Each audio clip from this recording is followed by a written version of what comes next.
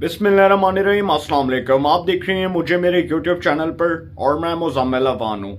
नवाज शरीफ साहब ने एक बहुत अहम पैगाम जारी किया पार्टी रहनुमाओं के लिए, पार्टी के वोटर्स के लिए, पार्टी के सपोर्टर्स के लिए, और उन्होंने कहा कि तमाम लोग, हमें वोट देने वाले जितने भी लोग हैं, वो अब इंतखाबात की तैयारी करें। उन्होंने कहा कि जो पंजाब असम्बली डिज़ोल्व हुई है, जो पंजाब असम्बली को तहलील किया गया, इस हवाले से उनका ये कहना है कि पार्टी के जो सीनियर अरकान हैं वो अब इंतखाबात की तैयारी करें और पंजाब असम्बली की तहलील के बाद अब हम मैदान में इमरान खान का मुकाबला करेंगे। नवाज शरीफ साहब ने कहा कि हम मेंटली तौर पर अपने आप को प्रिपेयर कर चुके हैं और अब हम हर तरीके से इमरान खान का मुकाबला करने के लिए तैयार हैं और हम ये समझते हैं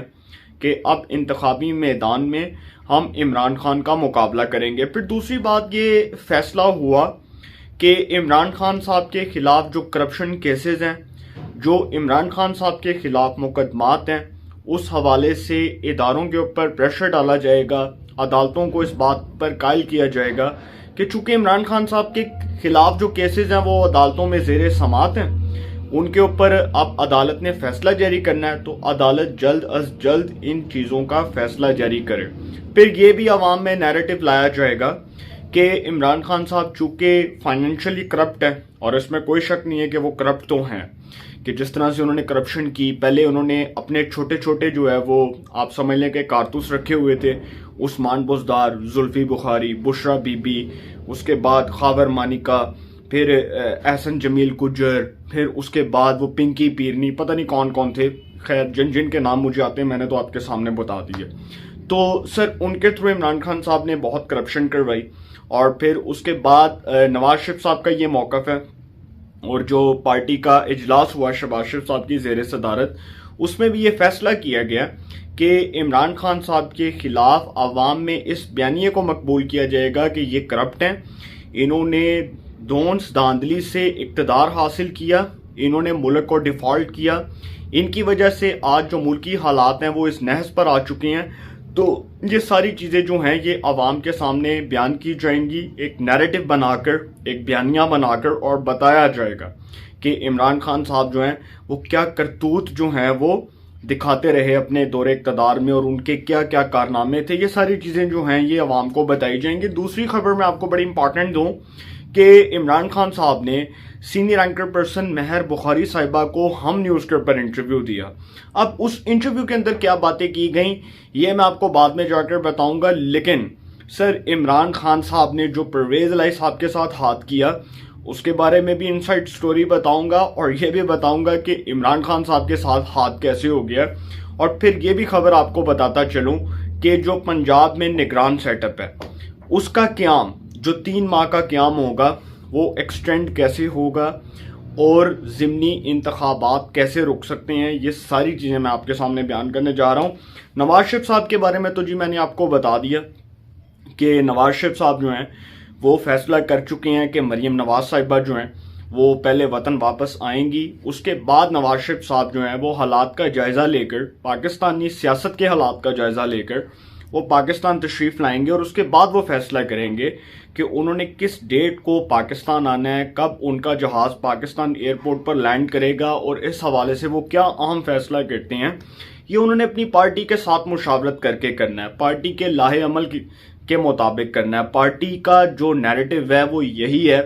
कि नवाज शरीफ साहब फिल फॉर पाकिस्तान आएँ, आकर इलेक्शन कैंपेन करें, आकर आवाम में जाएँ, जलसे करें, और आवाम में अपने बयानिया को इतना मकबूल कर दें कि नवाज शरीफ साहब जिस दिन पाकिस्तान होंगे उस दिन उनकी पॉपुलैरिटी ऐसे खड़ी हो जाएगी। फिर दूसरी कुछ जो बड़ी इंपॉर्टेंट खबरें हैं मियाँ साहब से मुतल्लिक, वो ये है कि जी अदालती रिलीफ से मुतल्लिक सवालात उठ रहे हैं। अब चूंकि मरीम नवाज साहिबा की सज़ाओं को कलअदम करार दे दिया गया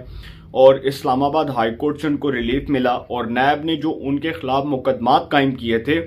उन मुकदमात में मरीम नवाज साहिबा को बरी कर दिया गया। मरीम नवाज साहिबा जो हैं उनको इंसाफ मिला इस्लामाबाद हाई कोर्ट से। तो सर ऐसे मौके के ऊपर जब नवाज शरीफ साहब के केसेस की कानूनी और आइनी हैसियत इस हद तक कमज़ोर है कि मैं समझता हूँ कि जिस बुनियाद पर वो केसेस बनाए गए उसकी हैसियत बहुत कमज़ोर है, और उसके अंदर कोई भी किसी भी तरह से नैब अब इस बात को जस्टिफाई करने को भी तैयार नहीं है कि नवाज शरीफ ने कोई करप्शन की या नवाज शरीफ के ऊपर कोई इल्ज़ाम है या उनके ऊपर कोई किक बैक का इल्ज़ाम है। तो सर ये सारी चीज़ें जब समझ लें कि इनके अगेंस्ट हैं, इमरान खान साहब का वही नैरेटिव था ना कि मियाँ साहब जो हैं वो चोरियाँ करते रहे, उन्होंने लंदन के फ्लैट बना लिए, उन्होंने जायदादें बना ली, उन्होंने मुल्क को डिफ़ॉल्ट कर दिया। तो सर ये जो सारा कुछ था ये इमरान खान साहब के दौरे इक़्तिदार में हो रहा था। इमरान खान साहब की हुकूमत में ही नवाज शरीफ के ऊपर मुकदमात कायम किए गए। उससे पहले 2018 के इंतखाबात से पहले नवाज शरीफ को और मरियम को सजा सुना दी गई, उनको जेल में डाल दिया गया। अरशद मलिक जो एहतसाब अदालत के जज थे, अल्लाह ताला उनको जन्नत में जगह दे, जो अब इस दुनिया में नहीं है, उनसे कैसे फैसला दिलवाया गया। ये सारी चीज़ें जो हैं, इन चीज़ों की बुनियाद के ऊपर मैं नहीं समझता कि नवाज शरीफ साहब के केसेस में अब कोई इस तरह का फैसला आ सकता है कि उनके खिलाफ है। और वो नो डाउट अभी तक अदालती जो है वो फैसले का इंतज़ार ज़रूर कर रहे हैं और वो चाहते हैं कि जल्द अज जल्द उनकी अपीलों को समाअत के लिए मुकर्रर किया जाए और इस हवाले से अदालत फैसला जारी करे और उनको इंसाफ दिया जाए मेरिट की बुनियाद पर। तो मैं ये समझता हूँ कि ये जो फैसला आएगा नवाज शरीफ साहब का, अदालत से आएगा, ये उनको रिलीफ मिलेगा। और कभी ये इम्कान है कि नवाज शरीफ साहब जो हैं वो भी बरी हो जाएंगे और उनकी सज़ाओं को भी कल अदम करार दे दिया जाएगा। उनकी सज़ाओं को कल अदम करार देने के बाद ये भी फैसला किया जाएगा कि कुछ साबित नहीं हो सका, कोई इल्ज़ामात साबित नहीं हो सके। तो सर नवाज शरीफ ने डट कर इस बात का फैसला कर लिया है कि वो अब इंतखाबी मैदान में इमरान खान और उनके जानशीनों का मुकाबला करेंगे। अब नवाज शरीफ साहब ने यह फैसला कर लिया है कि इमरान खान और चौधरी परवेज़ इलाही साहब जो हैं उनका इंतखाबी मैदान में मुकाबला किया जाएगा। और इस हवाले से वो ये भी फैसला कर चुके हैं कि पार्टी की जो सीनियर टॉप लीडरशिप है उसको इत्मीनान में लेने के बाद वो पाकिस्तान तशरीफ़ लाएंगे। और माइट बी पॉसिबल, हो सकता है, ये बात की जा रही है, इस साल उनकी वैसे वतन वापसी एक्सपेक्टेड है और आएंगे वो डेफिनेटली 100%। इसके ऊपर तो मोहर तस्दीक लग चुकी है कि वो इसी साल पाकिस्तान आएंगे। लेकिन एक बात मैं आपको बताता चलूँ कि आम इंतखाबात, जनरल इलेक्शंस जो 2023 के हैं, वो अपनी मुकर्ररा मुद्दत पर होंगे। ये फैसला कर लिया है हुकूमत ने, हुकूमती इत्तेहादी जमातों ने, पाकिस्तान डेमोक्रेटिक मूवमेंट ने, PDM ने, कि जी हुकूमत अपनी मुकर्ररा मुद्दत पूरी करेगी, हुकूमत अपनी जो टर्म है वो कंप्लीट करेगी और अक्टूबर 2023 के अंदर आम इंतखाबात का इनेकाद होगा। उससे पहले जो 3 माह पहले निगरान सेटअप होगा उसका क्याम अमल में आएगा। फिर वो निगरान हुकूमत के जो है वो सेटअप को तश्कील देने के बाद जब वो सारा प्रोसेस कंप्लीट हो जाएगा तो फिर 3 माह बाद निगरान सेटअप जो है वो इंतखाबात करवाएगा और इंतखाबात के बाद फिर जो गवर्नमेंट आएगी वो इक़्तिदार संभालेगी। ये होगा, इससे ज़्यादा तो कुछ भी नहीं होगा। और कुछ लोग जो इमरान खान साहब जैसे समझ रहे थे कि जी इंतखाबात जो है वो मेरे प्रेशर डालने के बाद मुकर्ररा वक्त से पहले हो जाएंगे और मैं इतना प्रेशर डाल दूंगा कि जी इंतखाबात हो जाएंगे, तो सर ऐसा कुछ नहीं होने लगा। इंतखाबात अपनी मुकर्ररा मुद्दत के ऊपर होंगे, अपने जो है वो टाइम पीरियड के मुताबिक होंगे। अब दूसरी बात मैं आपको ये बताता चलूँ कि नवाज शरीफ साहब जो हैं उन्होंने डट कर मुखालफिन को ये करारा जवाब दे दिया है कि वो पाकिस्तान तशरीफ़ ला रहे हैं, इंतखाबात से 2 या 3 माह पहले आ रहे हैं और आकर इलेक्शन कैंपेन करेंगे, पार्टी टिकट्स फ्राहम करेंगे, पार्टी की तंजीम साजी को, पार्टी का जो पूरा प्रोसेस है उसको खुद रिव्यू करेंगे, उसका जायज़ा लेंगे, टिकट्स के हवाले से वो खुद फैसला करेंगे, टिकट्स का जो सेंट्रल बोर्ड होगा उसमें वो खुद बैठकर अहम फैसले करेंगे, मुशावरत करेंगे, पार्टी के लाहे अमल को आगे लेकर चलेंगे, पार्टी बयानिया, पार्टी नैरेटिव उसको जलसों में मकबूल करेंगे। तो सर ये सारी चीज़ें जो हैं ये नवाज शरीफ साहब खुद करेंगे। अब दूसरी बात ये है कि जी जो बड़ी मायूसी की बात है, मायूसी की बात ये है कि परवेज़ इलाही साहब जो है ना उनके साथ हाथ हो गया। और वो हाथ किसने किया? इमरान खान साहब ने। इमरान खान साहब ने परवेज़ इलाही साहब को ये सुहाने ख्वाब दिखाए कि जी आप असेंबली डिज़ोल्व करेंगे और असेंबली डिज़ोल्व करने के बाद मैं जो पंजाब असेंबली के इलेक्शंस हैं उसमें हम कामयाबी के बाद एक बार फिर आपको वज़ीर आला पंजाब नामज़द कर देंगे।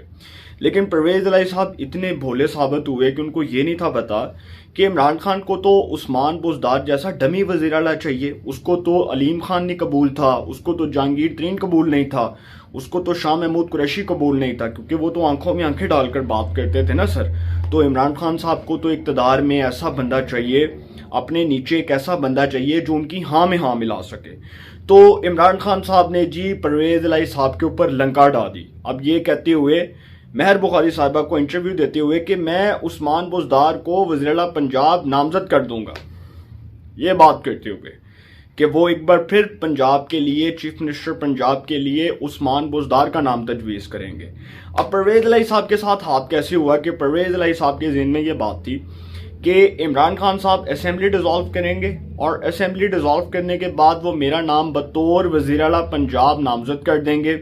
और मेरे नाम की नामजदगी के बाद जब हुकूमत साजी होगी तो मैं वज़ीर-ए-आला पंजाब के तौर पर हलफ उठा लूँगा और मैं वज़ीर-ए-आला पंजाब बन जाऊँगा। लेकिन परवेज़ इलाही साहब के साथ हाथ ऐसे हुआ कि इमरान खान साहब ने जो उनको लॉलीपॉप दिया था, उस लॉलीपॉप के ज़रिए उन्होंने पंजाब असेंबली डिज़ोल्व कर दी और इस बात के ऊपर इमरान खान साहब की इस बात के ऊपर अमल कर लिया, कान धर लिए कि जी असेंबली तो डिज़ोल्व होगी, अगली बार मैं चीफ मिनिस्टर पंजाब होऊंगा। अब इमरान खान साहब को ये नहीं था पता कि उनके साथ भी हाथ हो गया। और वो हाथ कैसे हुआ है कि इमरान खान साहब ने पंजाब असेंबली तोड़ने के लिए जो परवेज़ इलाही साहब के ऊपर प्रेशर डाला था, वो प्रेशर अब वफाकी हुकूमत ने इमरान खान के ऊपर डाल दिया। और कैसे डाला कि जी इमरान खान साहब को ये लगा कि चूंकि अप्रैल के अंदर ज़ाहिर सी बात है निगरान सेटअप तो अब आना है ना, पंजाब असेंबली तहलील हो गई, डिज़ोल्व हो गई, तो अप्रैल के अंदर जी एक जो नया सेटअप होगा उसके मुताबिक, उस सेटअप के मुताबिक वो अपने 3 माह पूरे करेगा और वही इंतखाबात करवाएगा। अब वो जो निगरान सेटअप है उस हवाले से वफाकी हुकूमत ने एक बहुत बड़ा प्लान बना लिया कि इमरान खान साहब के ख्वाब जो हैं वो चकनाचूर कर दिए हैं और इमरान खान साहब की उम्मीदों पर और अरमानों पर पानी फेर दिया है। और इमरान खान साहब मायूसी की उस दलदल में मुब्तला हो चुके हैं कि वो सोच चुकी हैं कि उन्होंने कितना बड़ा ब्लंडर मारा पंजाब असेंबली डिज़ोल्व करने के लिए। सिर्फ परवेज़ इलाही साहब को ये बात करते हुए, और जहन में ये था ना इमरान खान साहब के कि चूंकि जी इंतखाबात हो जाएंगे, पंजाब असेंबली डिज़ोल्व होगी, इतना प्रेशर डाल दूंगा इस गवर्नमेंट के ऊपर कि ये इंतखाबात करवाने पर मजबूर हो जाएगी। तो सर वफाकी हुकूमत क्या करने जा रही है कि इस निगरान सेटअप को, ये जो पंजाब में निगरान सेटअप की तश्कील नो होगी, इसको एक्सटेंड कर देगी, इसको एक्सटेंड कर देगी, इसको लंबा कर देगी। वो इसलिए, इसकी भी मैं आपको ऑथेंटिक रीज़न बताने जा रहा हूँ, वो इसलिए कि इमरान खान साहब जो हैं उनकी उम्मीदों पर और उनके अरमानों पर पानी फिर चुका है और वफाकी हुकूमत ये करने जा रही है कि जो पंजाब में निगरान सेटअप होगा वो दोनों फ़रीक़ैन के मिल बैठ कर मुशावरत करने से होगा। वफाकी हुकूमत भी अपने नुमाइंदगान का नाम देगी और तहरीक इंसाफ और काफ लीग भी अपने नुमाइंदगान का नाम देगी। उसमें से जिस शख्स के नाम पर रजामंदी जाहिर हो गई वो निगरान वज़ीर-ए-आला बन जाएगा। और मुझे नहीं लगता कि दोनों फ़रीक़ैन बैठकर इस मामले पर कंसेंसस कर सकते हैं या मुशावरत से ये मामला जो है वो हल की तरफ जाएगा, बल्कि ये इलेक्शन कमीशन ऑफ पाकिस्तान में जाएगा। अगर दोनों फ़रीक़ैन फैसला नहीं कर पाते किसी एक नाम के ऊपर, तो फिर वो फैसला इलेक्शन कमीशन ऑफ पाकिस्तान ने करना है। फिर वो जिसको निगरान वज़ीर-ए-आला अपॉइंट करेंगे वो निगरान वज़ीर-ए-आला बन जाएगा। लेकिन होगा क्या, वो जो निगरान वज़ीर-ए-आला होगा वो पंजाब में 3 माह के लिए आएगा ना। उसके बाद अप्रैल में कहा जा रहा है कि जी पंजाब असेंबली के बाई इलेक्शंस होंगे, ज़िमनी इंतखाबात होंगे। तो सर वो जो निगरान सेटअप होगा उसको बजट भी चाहिए होगा, डेफिनेटली उसने इलेक्शन तो करवाना है, इलेक्शन कमीशन ऑफ पाकिस्तान को भी बजट चाहिए होगा। तो इलेक्शन कमीशन ऑफ पाकिस्तान तो अदालत को इस बात पर कह देगी, अगर तो तहरीक इंसाफ बाद में अदालत जाती है और कहती है कि जी ये इंतखाबात नहीं करवा रहे, ये इलेक्शंस डिले कर रहे हैं, तो ये बाई इलेक्शंस इसलिए डिले कर रहे हैं क्योंकि ये इंतखाबात नहीं चाहते, तो अदालत उज़्मा Umar Ata Bandial sahab, honourable chief justice of Pakistan, मोअज़्ज़ज़ अदालत, ये इल्तिजा करेगी गवर्नमेंट से कि वो इंतखाबात करवाए। तो हुकूमत के पास एक बहाना होगा और हुकूमत ये कहेगी कि जी चूँकि हमारे पास तो फंड्स नहीं है, और ज़ाहिर सी बात है डेफिनेटली इंतखाबात इस साल होने हैं, जनरल इलेक्शन इस साल होने हैं, तो आम इंतखाबात पर जो जितना पैसा आम इंतखाबात पर लगना है उससे ज़्यादा पंजाब असेंबली के हल्के के ऊपर जो है वो पंजाब असेंबली के हल्कों के ऊपर पैसा लग जाना है। तो इतना बजट कहाँ से लाएंगे, इतना जो आप समझ लें कि इतना ज़्यादा जो पैसा है वो कहाँ से जमा करेंगे जब उनके पास बजट ही नहीं होगा, जब उनके पास पैसे ही नहीं होंगे, जब हुकूमतें खुद कहेंगी कि हमारे पास बजट ही नहीं है, हम लोग क्या करें,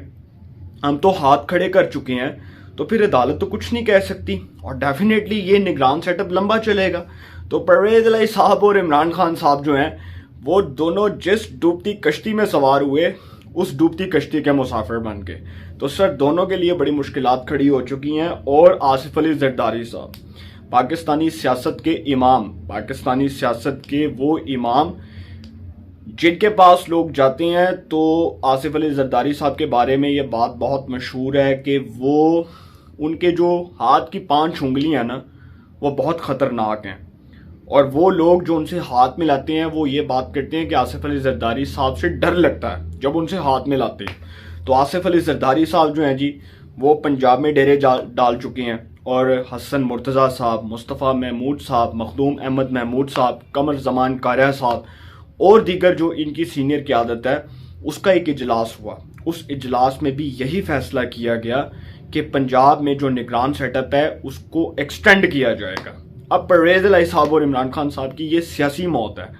और परवेज़ इलाही साहब चूँकि ये इमरान खान साहब के बहकावे में आए और उनको ये लगा कि इमरान खान साहब जो है जी मुझे चीफ मिनिस्टर पंजाब अपॉइंट कर देंगे और मैं चीफ मिनिस्टर पंजाब बन जाऊँगा, सत्ते ही खैरा। इमरान खान साहब ने समझा परवेज़ इलाही नूं पागल बनाया है, बुजदार नूं लैके आवांगा, सत्ते ही खैरा। तो सर वफाकी हुकूमत ने सत्ते खैरा कर देती हैं।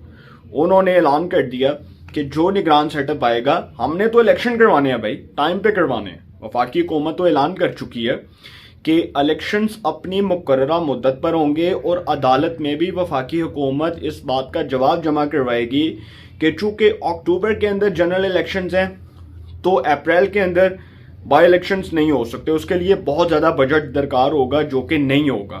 तो आपको पता है बजट भी पेश होना है, उसके बाद पाकिस्तान को डिफ़ॉल्ट से निकालने के लिए जो इकदाम किए जा रहे हैं, फिर जनेवा कॉन्फ्रेंस में जिस तरह शहबाज शरीफ साहब के इतना पैसा इलेक्शंस पर नहीं लग सकता,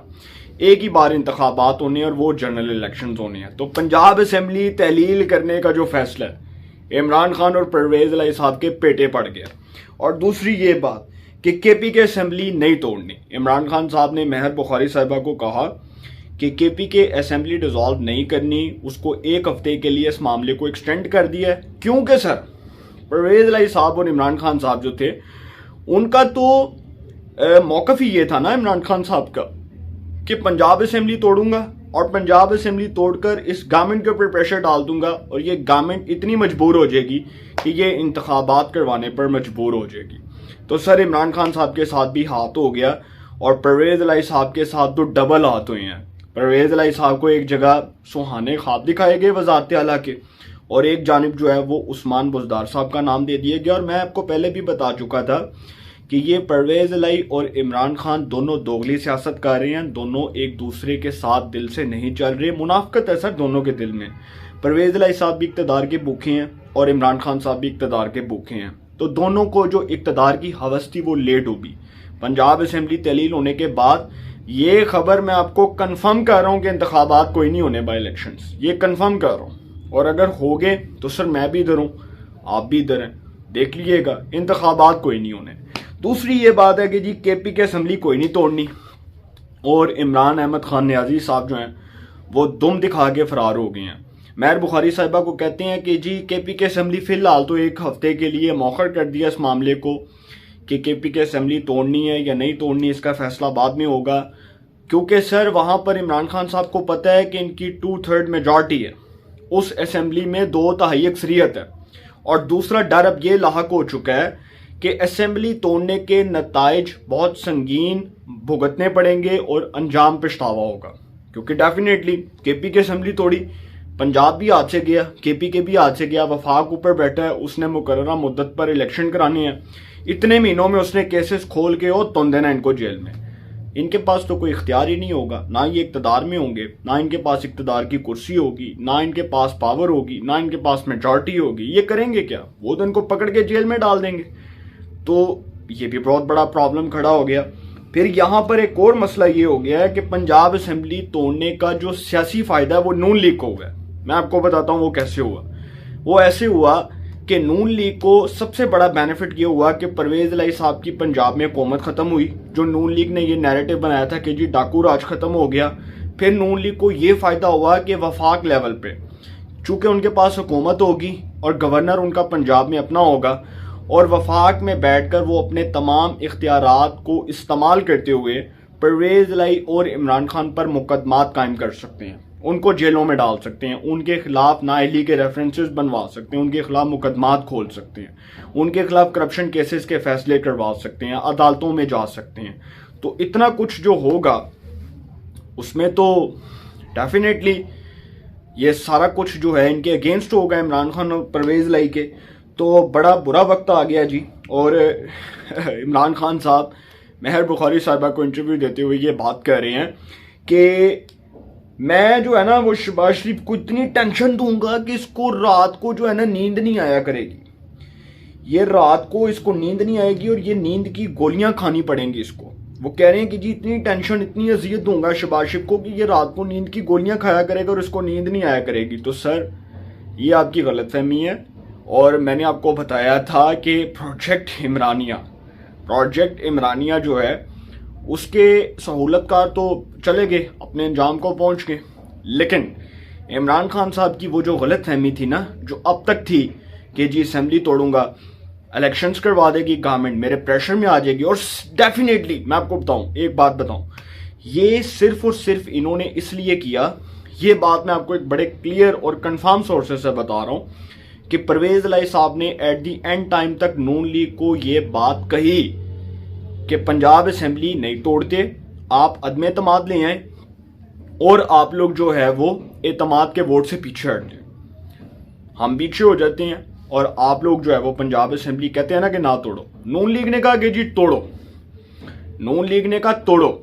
अब हमने आपके किसी बेकावे में नहीं आना। इमरान खान साहब चूंकि ये बात करते होते थे कि जी असेंबली डिसॉल्व करनी है, तो परवेज इलाही इस फैसले के अगेंस्ट थे और परवेज इलाही कहते थे कि जी नहीं तोड़नी, तो जी इमरान खान ने कहा तोड़ो। परवेज इलाही ने जो सुहाने ख्वाब देखे थे वो पूरे हुए कोई नहीं, और इमरान खान साहब ने जो सोचा था उससे ऑपोजिट हो गया, तो दोनों फंस गए। दोनों की जो है वो आप समझ लें कि सियासत जो है वो धड़न तख्ता हो गई। तो बड़ा नुकसान हुआ जी इमरान खान को और परवेज इलाही को। मैं उनके इस दुख में बराबर का शरीक हूँ, और मैं समझता हूँ कि जितनी चालाकी और होशियारी से